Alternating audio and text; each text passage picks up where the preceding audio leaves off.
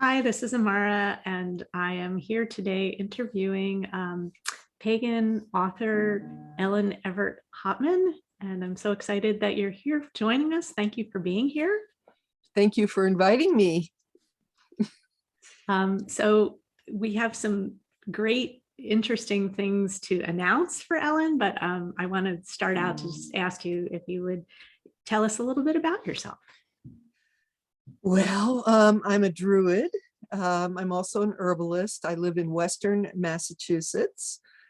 I've been writing books since the early 80s. So I have a lot of books out. My website is elleneverthopman.com. It's just my name.com. And you can see all my books there. And the newest one just came out. In fact, I don't think it's even available yet on Amazon. You can pre-order it, but I have copies. If anybody wants a signed copy, just write to me. And it's called Once Around the Sun, Stories, Crafts, and Recipes to Celebrate the Sacred Earth Year. And it's really designed for families, teachers too, for kids to read. There's a story for each festival to read out loud, and a recipe so you can make a food, a traditional food that goes with the festival, and a craft. So one chapter has how to make a wand, with a list of all the different woods and what their properties are.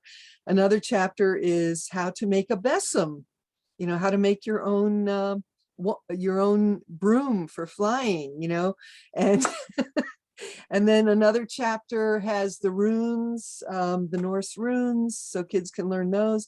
Another chapter has the Ogham, the Irish Ogham alphabet, so kids can learn that. And how to write messages with magical ink, things like that.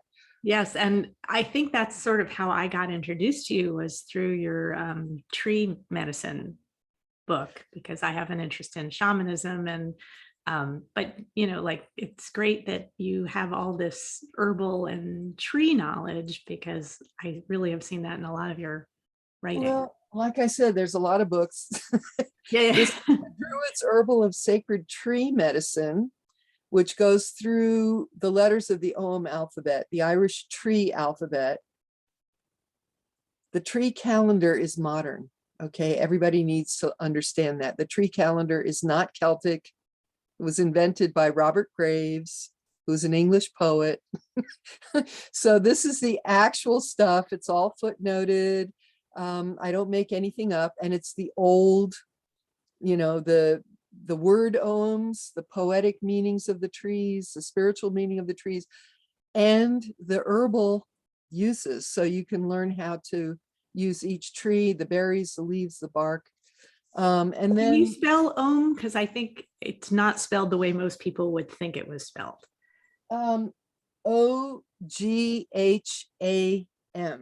Right. And then the other tree, this is actually my first book, which is the reissue. Yeah, the Tree Medicine, Tree Magic. It used to have a yellow cover with black and white illustrations. Now it has full color, really beautiful full color illustrations for every tree. And this is more British oriented, but all these trees grow in New England, and I'm sure that they could all grow in New Jersey, because I know you're from New Jersey. Yeah. But yeah, this is expanded. And I have a lot of recipes in here. Oh, cool. So that wasn't in the original one. No, that was added. So this is the second edition. So every year, for example, in the fall, I gather acorns. I'm really big on that. And I teach people how to do this. And I process the acorns, which takes about 2 weeks. And then I make acorn flour, and I make acorn cakes. So every time I'm invited to a ceremony, winter solstice, Samhain, I just did one for equinox. I make an acorn cake, and so that's become my standard offering. And then we always serve it with vanilla ice cream or whipped cream on the side, because acorn has a really intense flavor. A little bitter. Yeah, they always say, "Oh, did you put molasses in?" And I'm like, "No, that's the acorn. That's what you're tasting. It has a really intense and people love it because it's food, it's actual food. You know, it's not like eating a yellow cake. You're actually getting nourishment. So anyway, that's just 3 of the books. But if you go to my website, EvertHopman.com, I have 3 Druid novels. It's a trilogy. There's a whole bunch of books. There's another children's book, you know, go see. So tell me how you got started in all of this. I think you and I went to the same college. Where did you go? I went to Bard College. Oh, yeah. Okay. Yes, I went to Bard, um, among many other places. Gotcha. Excuse me. How did I get started? Okay, so I moved to Massachusetts, and I had been living in Philadelphia. And Philadelphia has a very different climate, which I had no idea at the time. In Philadelphia, we had roses until December, which meant you could grow things, you know, until December. If you hear noises, the oil delivery guy just showed up. But anyway, so I moved up here and I live in an oak forest. So first of all, there's not much light. And I've been here in the same house for over 30 years in the same oak forest. And the growing season is incredibly short in Massachusetts. It's only 3 months. So I came here and I thought, wow, I couldn't understand how people survived. You know, how, you know, no greens, because I eat something green every single day. That's one of my policies, you know. So I said, how did they do it? So, because I knew they didn't have supermarkets, you know, like, and I looked out the window and I saw nothing but trees. Like I'm looking at the window right now, I see white pine, birch, mostly oak, a little bit of hemlock, you know, but it's mainly oak. And I thought, how on earth did people survive? So then I thought, maybe it had something to do with the trees. So that was just an intuitive sense. And so I immediately went to, I think, Barnes and Noble and various bookstores trying to find a book about trees that would show me how to eat trees, you know, because that's what I was thinking. How do you eat a tree? And couldn't find anything. And this was, of course, in the early 80s. So it was before the internet. There was no way to Google anything. I don't know if Amazon even existed at that point. Probably not. So then I actually did go to the University of Massachusetts Science Library, and I found some very scientific, you know, soil science kind of books. And I said, this is not what I'm looking for. So then I had this intuitive hit. It just said, oh, well, if it doesn't exist, that means you have to write it. And what I didn't know then, but what I know now is this is how my books all happen. I literally get this voice that says, yeah, I hear somebody say something offhand, or I read one sentence in a historical article, and it's like, okay, that's the next book, you know, and it's crazy. And so I've been writing continuously. I was not an English major. I never learned how to write, but I've been writing ever since. Does that explain it? Yes, though I'm surprised to hear, having gone to Bard, that you didn't learn to write there, because that was, I went there a little bit later than you did, yes, but that was a big focus. Well, I learned how to write technical articles in art history class. Okay, where the teacher was very strict and you had to have the latest citations. You couldn't cite, you know, an art history journal from 1950s. You had to cite the most recent everything. So that was a real discipline. So, but it's nothing like the books that I write now. I mean, I guess going through that process, it was incredibly valuable because they were so strict and so demanding that when I graduated and I was finally liberated, you know, I could just, wow, I can write whatever I want, you know, and not have to worry about the teacher and giving me a grade. And so, yeah, it's very freeing. Well, I appreciate that you've written all those books, because it's a great investment in knowledge in the pagan community. So could you tell us a little bit about Celtic Reconstructionism and your practices as a Druid? Okay, Celtic Reconstructionism is very different from Wicca and very different from generic paganism, because we're very specialized. I understand you just had a Greek pagan speaker. What turns us on and what we like is the old stuff. So the older the material, the more happy we are. We don't appreciate people making things up. If they do make something up, I mean, there are traditions of witchcraft, for example, that rely very much on poetry, and people compose beautiful ceremonies and they make it all up. That's great. That's a different approach. Okay. Our approach is, if you're going to make something up, you better tell everybody, I made this up, and this is from my imagination. We call it unverified personal gnosis. That's what we call it. In other words, there's no real proof. It's just something that a hunch that you had. And okay, so I've written 3 novels. If you're writing a novel, that's fine, because a novel is fiction, so you can make up stuff. But if you're writing, say, about the Celts or about the Irish Celts or about the Scottish Celts or the British Celts or whatever, don't make stuff up, be able to footnote, say where you got it. And Irish is different from Scottish, which is different from English or Anglo-Saxon, right? Which is different from Iberian Celtic, which is different from Germanic, which is different from Gaulish. These are all, they're all Celtic because they all have a pan-Celtic understanding of the world. They have the same social structure, the same deities, more or less, same deities with different names, the same religion, similar artistic styles. They would all be able to communicate with each other easily.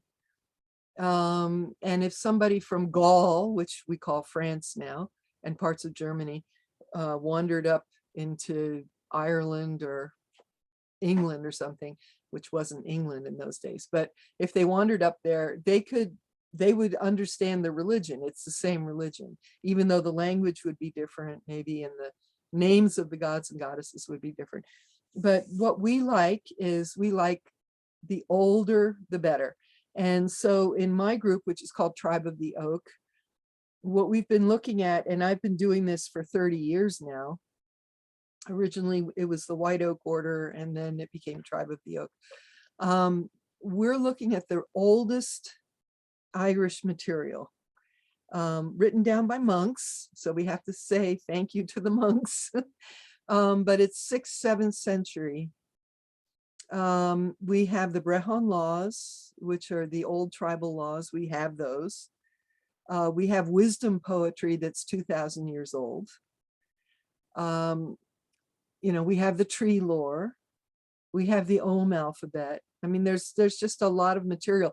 And one of the things that drives me crazy, and I see this all the time, usually in English Druid orders, they will say this: we know nothing about Druids, so you can do whatever you want.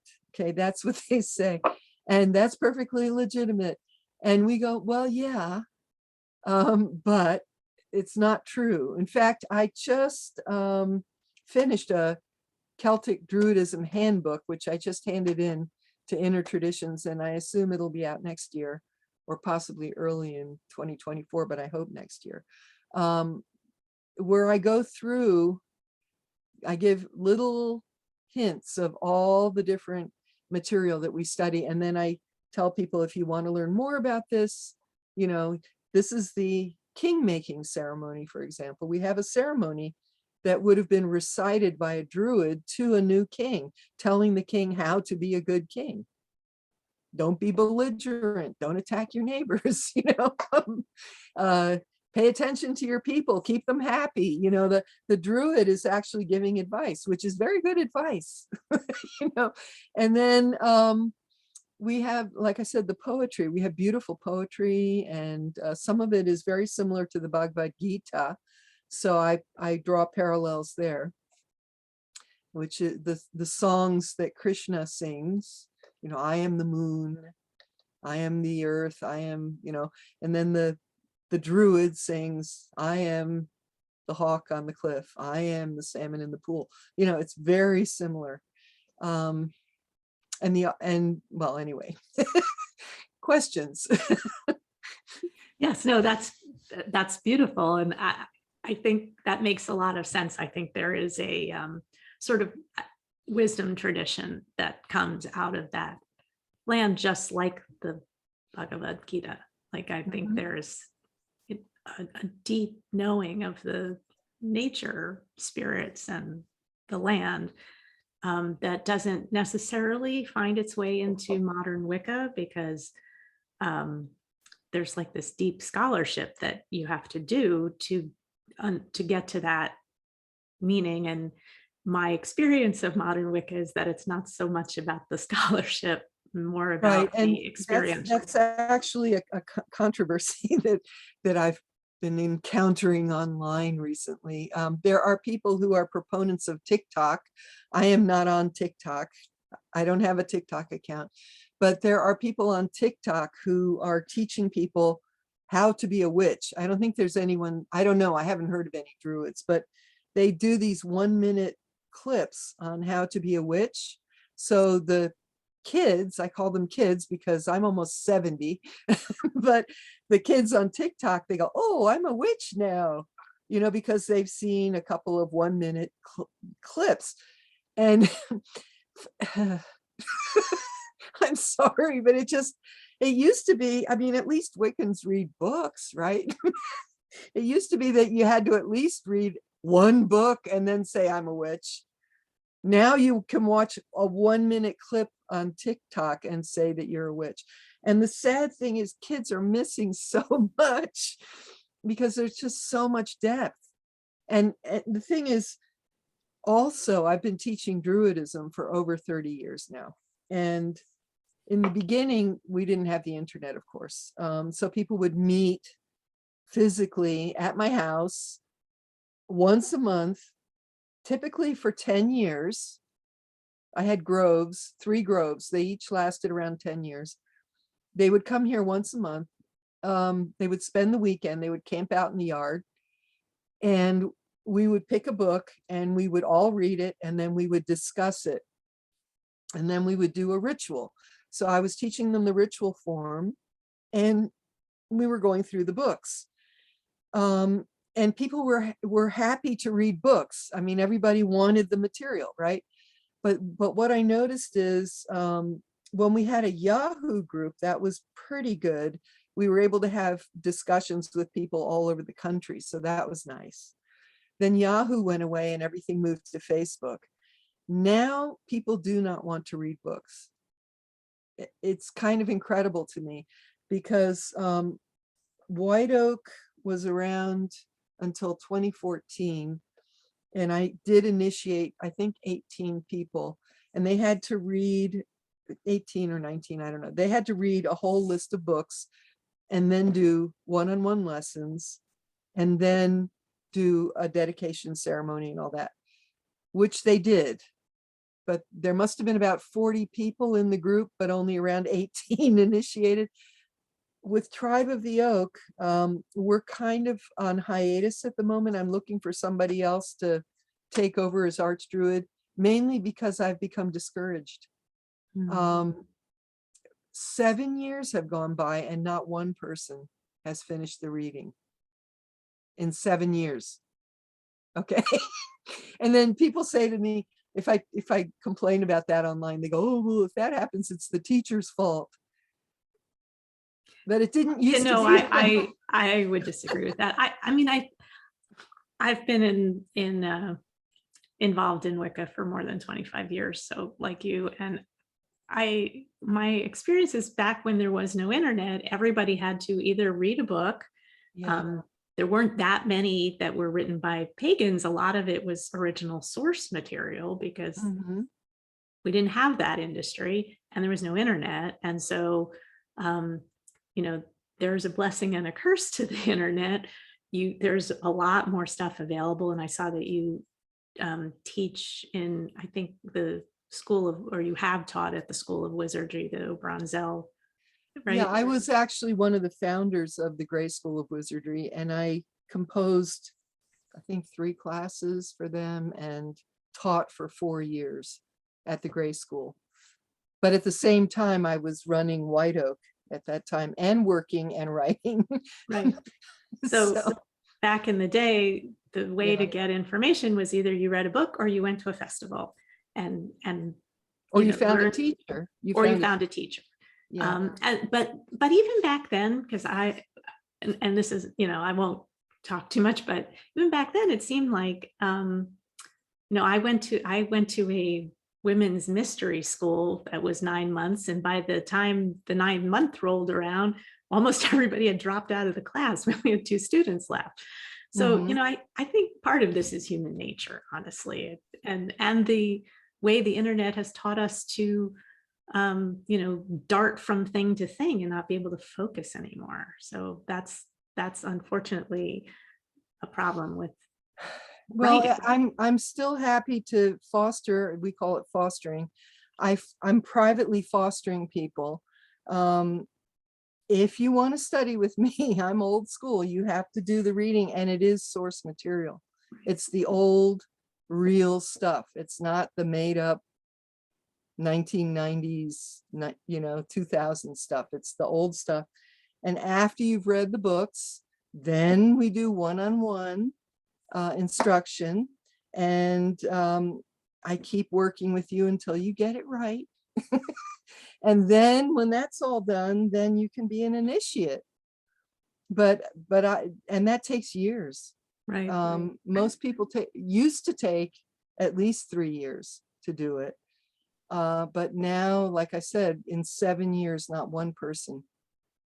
I mean, it's just, and I just got discouraged. I lost heart. I can't do it. I just can't do it. Unless somebody is serious, I just can't do it anymore. I don't have that energy because you don't get paid. Nobody's paying you. Right. So you're putting in years to these, I felt like I was an entertainment. All I was doing was constantly showing them articles and constantly trying to keep them motivated. And I said, why am I doing this? So I gave up. But like I said, if you're serious, I'll work with you, but you have to be serious. So that's a great resource for somebody interested in, in really a deep dive into Celtic lore to work with you. And you can message me through my website. Okay, great. And we'll definitely put all of that in the description of this video on YouTube so that people can get in touch with you and learn more. So can you tell us a little bit about how you your ceremonies look, or what kind of structure you use for that? Yeah, it's okay. So I urge people to Google the Mari, M-A-R-I, I think, the Mari tribe, which were the last, they still exist. They're pagans in Russia, the Mari people. Look at how they do things. And that's actually blew my mind because it's actually more similar to what we do. And it's the real pagan going back thousands of years, Mari people. We do not call quarters. Although I have to say, because everybody expects that now, what I had to do was I had to kind of add that in, okay, just to keep people happy because they expect it. But we definitely do not cast a circle. That's not, witches cast a circle and it's all closed, and the whole idea is that you raise this cone of power and you send out your intention, right? That's not the way we think of it. We do not cast a circle because we want the nature spirits, the ancestors, the fairies, whoever, we want all those good things to mingle freely with us and leave if they want and come if they want, So, and people can wander in and out, and animals can wander in and out, and whatever, it's all fine. There's no closed anything. It's all open. I've only done ceremony inside maybe 2 or 3 times in 30 years. I'm always outside. It doesn't matter what the weather is. I've been out there in the snow, whatever. The three, well, we call them the three worlds. So it's a vertical orientation, the underworld, middle world, upper world. The underworld is water, which is where the fairies and the ancestors are. So when you make offerings to fairies or ancestors, you put offerings in water or you bury them in the ground. Okay, so that goes down. The sky world is where the gods are. So to make offerings to them, you put it in fire and that takes it up. In the middle, you have trees, especially oaks. We love oaks. The trunk of the tree is kind of the middle world because a tree goes down through the roots and up through the branches. So we invoke those three worlds. So you have the ancestors and the fairies below, you have the nature spirits in the middle, and then you have the gods and goddesses above.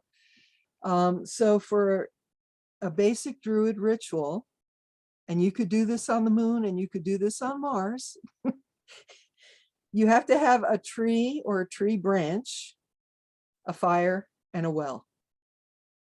Those three things: fire, gods, well, ancestors, nature spirit, or ancestors and fairies, tree or tree branch, middle world. It doesn't matter where you are. Those are the basics. And what I find so interesting is, the Hindu religion comes from the Vedic tradition, and the Celtic religion has the exact same origin, Proto-Vedic, actually. We all come from the same Proto-Vedic tradition. So in a Hindu temple, they have the well, they have the fire, and they have a pole because they're inside a temple. We're outside, so we have a well, and that would be a holy well. It could be a cauldron of water, it could be a stream, could be a lake, could be the ocean, but you have to have water, okay? Then you have your fire, and again, that could be in a cauldron or it could be a fire on the land, and you got to have your tree or a branch, and we're we're more about giving thanks, I would say, than doing intense magic. It's not really, every once in a while we'll ask, once we've given thanks to everybody and made all our offerings to the three worlds, we might ask for something like, could we please have peace in Ukraine? Something like that. But we're not big into heavy magic. So although the Druids did do magic. Yeah. Battle magic, healing magic. Yeah. So I noticed that you have at times been a member of Obo and ADF, which are other Druid organizations. Can you explain the differences or similarities amongst what the Celtic Reconstructionist stuff you're doing and those are? Yeah. ADF, An Riocht Fein, Fein, An Riocht Fein, is Indo-European. And that was actually that I was one of the first members of ADF. There were only 30 members, and I was invited to join by Silver Leaf, I think that was his name at the time. And so I did work with Isaac Bonowitz a little bit. He gave me my second circle initiation.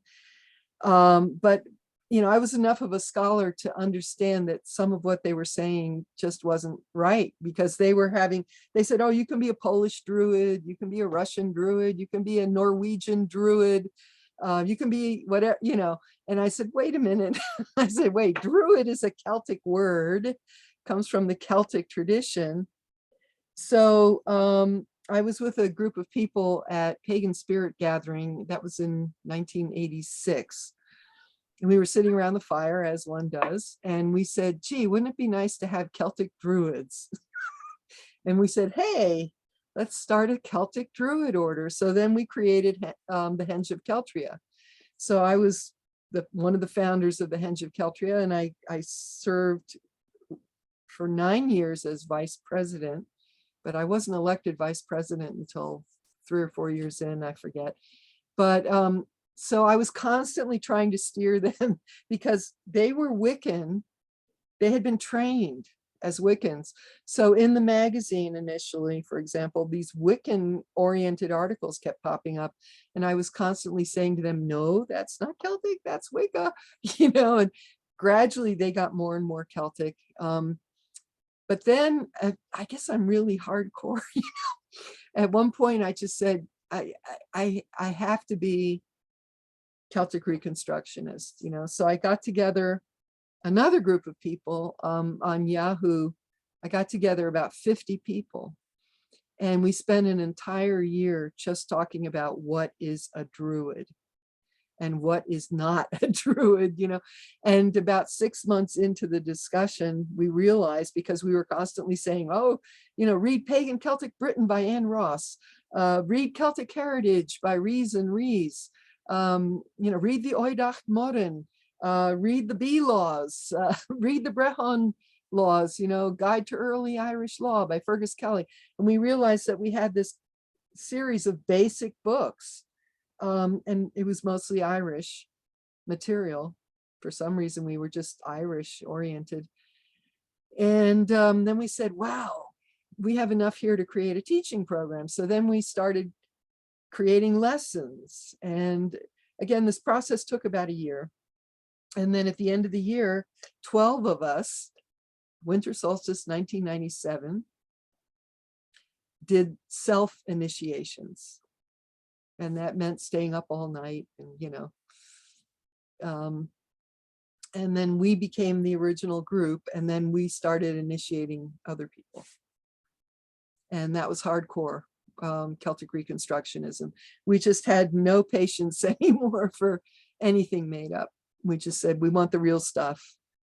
And then White Oak, I don't know how many, it lasted until 2014, and then it lost steam. And by the way, the name, the Order of White Oak, came to me. I was out in the yard talking to the trees, or listening to the trees more properly. And I said, what should I call the Druid order? And I heard this thing, it said White Oak. And then I didn't find out until about 6 years later that the largest white oak in the entire East Coast was 20 minutes from my house. I had no idea, but the trees were telling me that was the chieftain tree for this whole area. Did you go visit it? Huh? Did you go visit it? Oh, of course. Yes. Yeah. Unfortunately, somebody burned it down. No. I know, it's hard to believe, but I'm so glad. It was 600 years old. Wow. And I'm so glad. I just think about it. I got to know it in its last years. I became friends with it in its last years. And then, but it's all very cosmic, because the tree was burned down and White Oak collapsed at the same time. Okay. And then I just said, well, I don't want the lessons to die, because we put too much work into this. So then I created Tribe of the Oak. But as I said, in 7 years, nobody's finished the work. So I decided to write a book. Okay. So that the lessons would not die, you know. So there's a Tribe of the White Oak in the UK. Is that any relation to? No relation, not as far as I know. I don't know them. Because you had on your website, there's a mention of the virtual shrine of Brigid, and they Oh no, that Craig Malia, he's a member of White Oak. He's a member of our White Oak. Yeah, I actually co-created the Shrine of Bridget with Craig, and then he and I were co-chiefs for 5 years. Okay, cool. Before the whole thing fell apart. Yeah, no, that's the same White Oak. Okay. So the shrine is still there. The shrine is still going, but the group as a whole is not anymore. Gotcha. So then I was intrigued because I saw that that you had started a plague journal at the beginning of the pandemic. I was Oh, wondering yeah. if you might say something about what that's about and what you learned from it. It's still going. Now it's turning into a war journal. Mm, Um, I'm very history oriented, so I knew that we were living through a very historic period. So I just thought, why not start a journal? I mean, I was locked down here in the house and I'm always looking for something to do. you're a I don't scribe. have enough to do. But so anyway, I started writing the journal. And then after about a year, I contacted various historical societies. Most of them never responded. But the Massachusetts Historical Society said, oh, please send it to us. So I sent it to them. And then they said, keep going. Mm, So I said, okay. So now it's, like I said, it's turning into a war journal, right. unfortunately, but I'm still reporting because the plague isn't over yet. But I talk about things like when there's shortages in the supermarket, or what it was like to go to the mall with a mask on, or whether I can visit friends or not, or what a relief it was to go to somebody's house and not wear a mask, or in the early months, nobody had a vaccine, and how scary that was. And then, oh, I finally got my first vaccination, like, so I every step of the pandemic is documented. So it's almost like an ethnography of the pandemic or something. It sounds like that you're Yeah, creating and then I'm also living history. I'm commenting on the news. And I went back and I looked at some of it. For example, the January 6th event, months before January 6th, everybody on Facebook was saying, I'm expecting violence, aren't you? And everybody's going, yeah, I'm expecting violence. So in my journal, I said, everybody on Facebook is expecting violence. And then months later, there it was, so it's been a real, somebody's going to enjoy this, if we're still here 200 Well, years from now. you could look at that either way, what is it, is it prophecy or is it, manifestation, the Well, discussion, no, I think we all knew. I think we just instinctively, we all knew. We knew that something was coming. right? I think the astrology for that day, as I recall, was pretty, was pointing in that direction as well. Yeah, I didn't see that. All right, so is there anything else that you would like the viewers of this discussion to know about?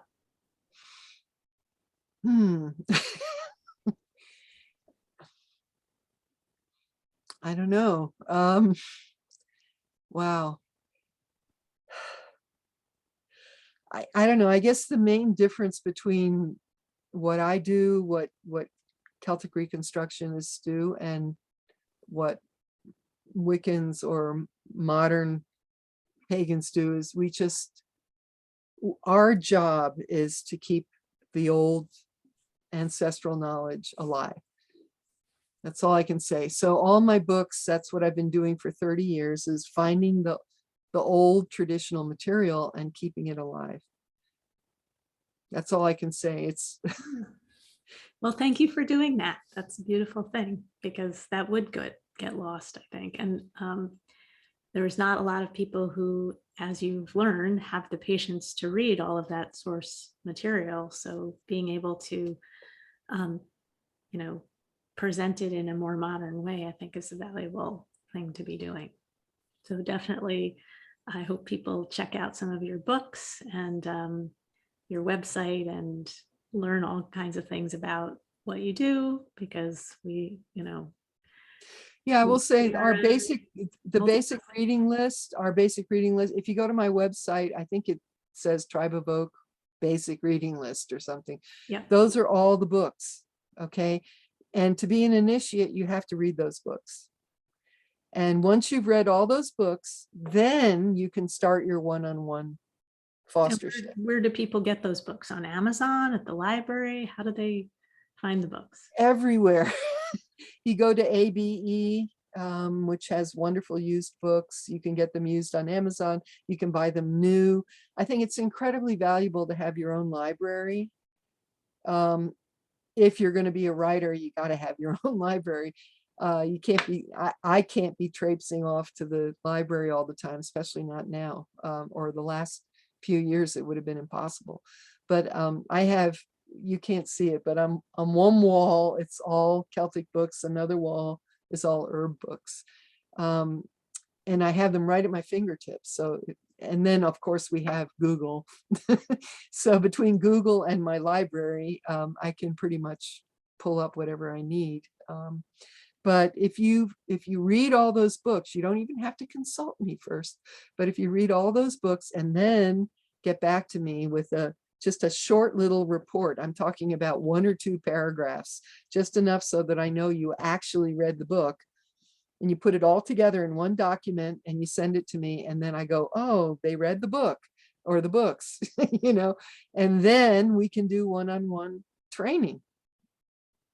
Well, it sounds like that would make your year, right? Because you've lost a little faith in I would people be doing that. thrilled So because hopefully somebody will do that. I want to turn it all over to somebody because I'm done. I've been doing this for over 30 years. Enough is enough. You know, I'm just looking for somebody to finish the training so that I can hand them. I mean, we have our Facebook group. We have all our people supposedly working towards initiation there, you know. We have our website. It's all set up. It's all ready to go. I'm just waiting for somebody to show All right. up. Well, that student is out there, and if you tell enough people, somebody's going to find you. May it be so. So, but thank you so much for all of your wisdom, and it's been so interesting to talk to you. I really appreciate you taking the time to do that. I hope people check out the new book. You want to hold that up again? The Children of the Sun? Once Around the Sun. Oh, Once Around the Sun. So this is, it's a children's, It's a family children's book, right? but grown-ups like it too. Once Around the Sun. And hopefully people will get to check that out and check you out. So thanks for being here. Okay, thank you very much, Amara, for inviting me.